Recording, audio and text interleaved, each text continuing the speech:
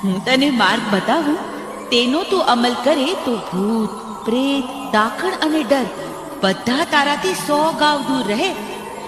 માં, હું તમારો બાળ, મને કાંઈ નથી સમજાતું.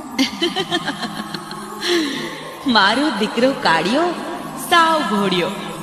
સાંભળ, જ્યારે જ્યારે તને ભય લાગે, કોઈ કનડતું લાગે, આપત્તિ આવે, ત્યારે તારે જાપ જપવાના છે. એના જાપમાં? મારા મહામંત્રના જાપ. મહામંત્ર? હા, મારો મહામંત્ર યાદ કરી લે. સાંભળ, તારા માટે પ્રત્યેક દિશાએથી મંત્ર ગુંજશે. ઓમ